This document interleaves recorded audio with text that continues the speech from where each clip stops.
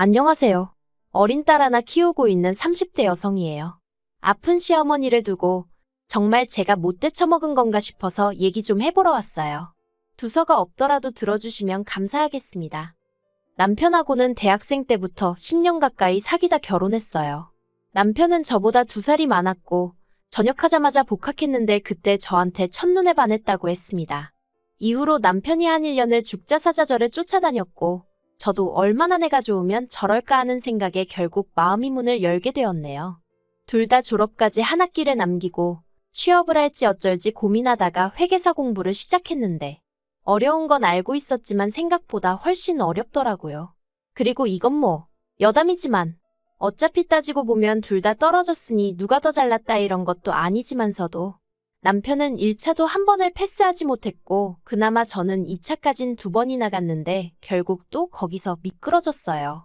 그래서 안 되겠다 싶어서 제가 남편에게 이거 하지 말고 우리 공무원 시험이나 준비하자고 몇 번이나 권했는데 남편이 자존심이 있지.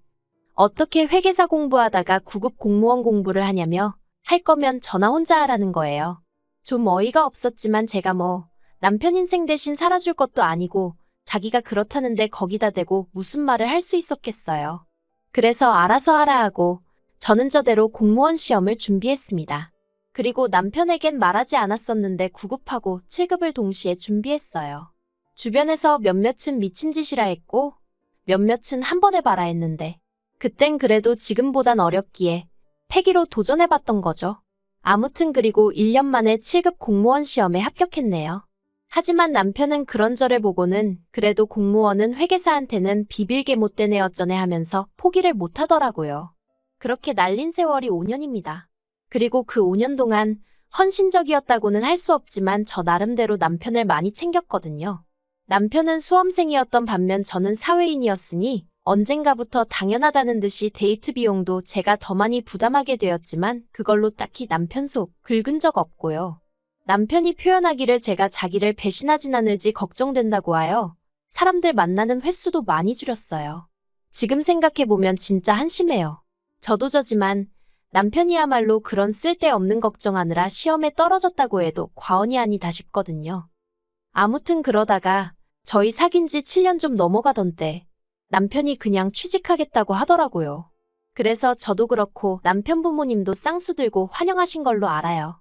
그런데 그때 이미 남편 나이도 나이였고 딱히 내세울 만한 게 없었습니다. 회계사 하나만 바라보고 있었으니 남들 다 가지고 있는 영어 성적도 없었고 말 그대로 이력서에 채워 넣을 게 없더라고요. 그러니까 이번엔 또 자기도 저처럼 7급 공무원 시험을 보겠다는데 제가 뭐 같아부터 말은 안 하겠어요. 하지만 시작부터 막말로 글러먹은 태도였고 절박한 사람들을 다 이겨먹을 만큼 좋은 머리도 아니었으니까 당연히 결과는 낙방이었습니다. 그래서 결국 남편이 시작한 게 학원 선생님이었어요. 그나마 초등학생들을 상대로 하는 학원이었고 이것도 아주버님이 당신 친구한테 부탁하여 어렵사리 들어간 거예요. 그리고 이 무렵 남편 쪽에서 결혼을 서두르기 시작했습니다. 저희가 만난 세월이 몇 년이냐 하시며 시부모님께서는 이제 당신 아들도 안정적인 일자리가 생겼으니 빨리 결혼해서 애 낳고 해야 하지 않겠냐? 그런데 제가 말을 안 한 게 제가 친정어머니가 안 계세요. 제가 고등학교 때 암으로 투병하시다 돌아가셨거든요. 그리고 이후로 친정아버지가 혼자서 저를 키워주셨는데 그래서 친정아버지도 제가 그냥 남편이랑 결혼했으면 하는 눈치셨어요. 시댁에서 제가 어머니가 안 계신 걸로 반대를 안 하는 것만으로도 어디냐 하시며 저희 친정아버지 사고방식이 말 그대로 옛날 사람이거든요. 그래서 어쩌다 보니 남편이 학원 들어가고 1년도 되지 않아 저희는 부부의 연을 맺게 되었습니다. 결혼하고 나서는 일부러 시댁에 더 자주 찾아뵙고 더 잘하려고 했어요. 이것도 다 저희 친정아버지가 그렇게 하라고 하셨거든요. 그래야 예쁨 받는다고 싹싹하게 잘해라. 엄마 없어서 이런다 저런다 소리 안 나오게 눈치껏 잘해라.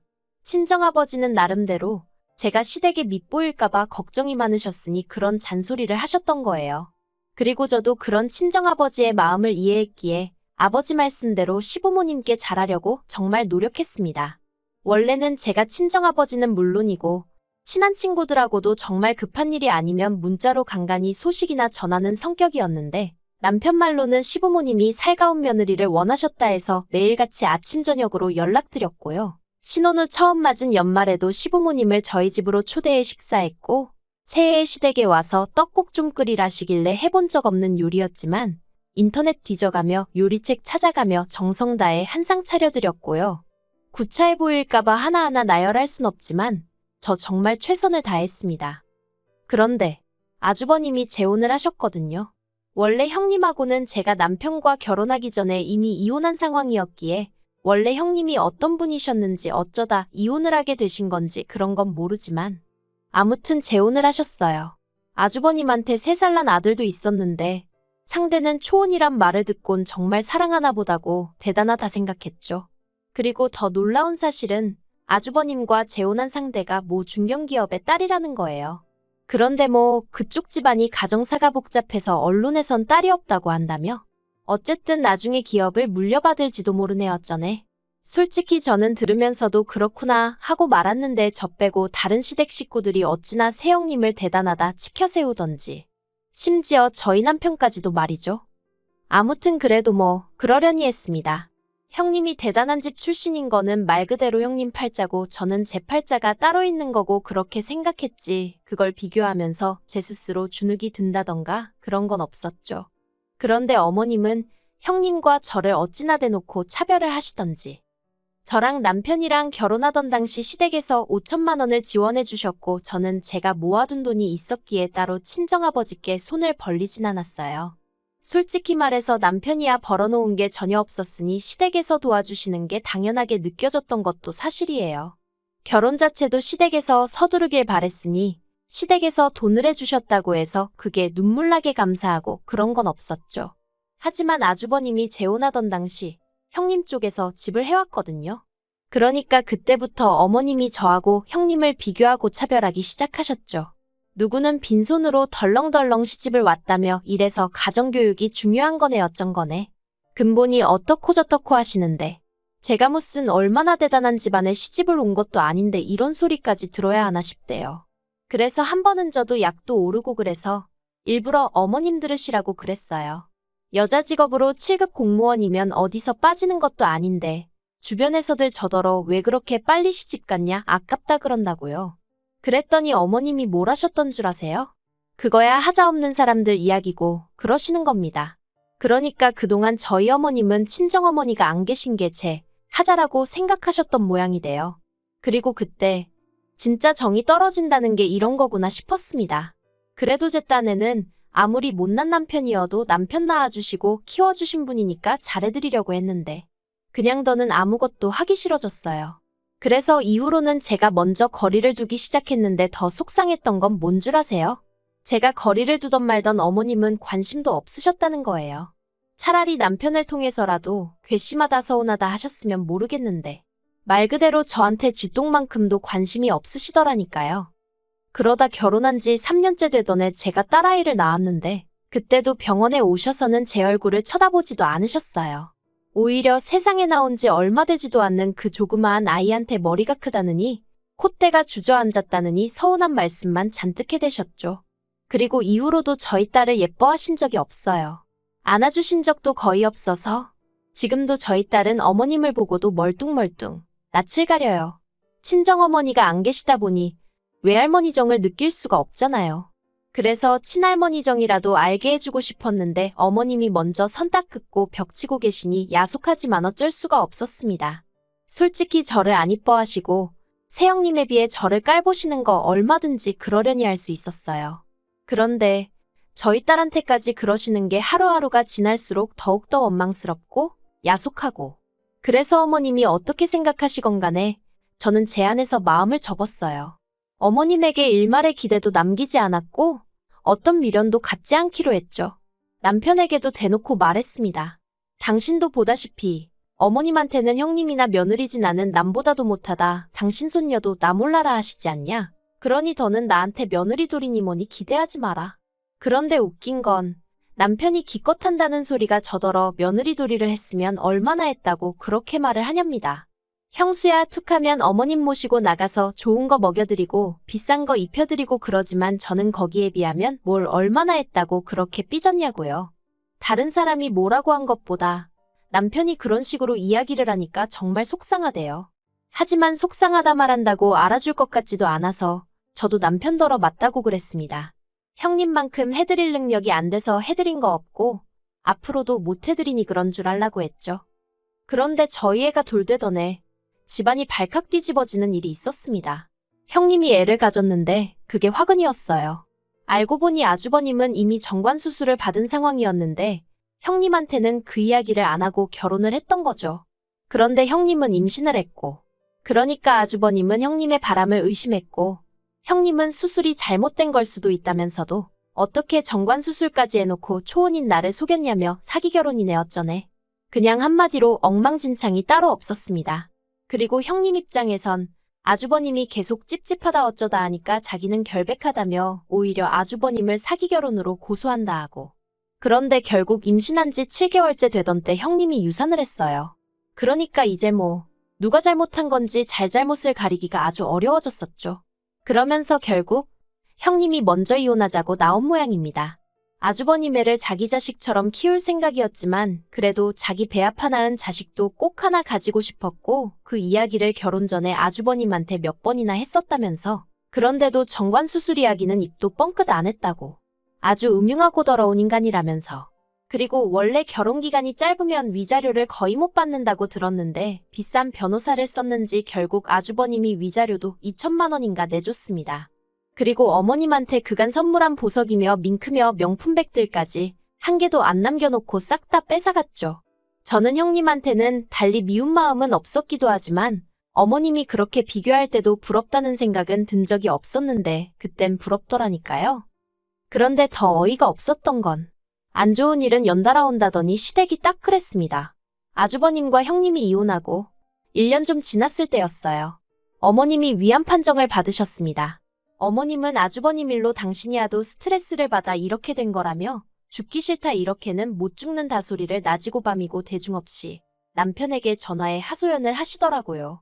물론 저한테는 안 하셨습니다. 어차피 제가 어머님 전화를 받지도 않았고 어쩌다 받은들 로봇 마냥 네 아니오만 해댔거든요.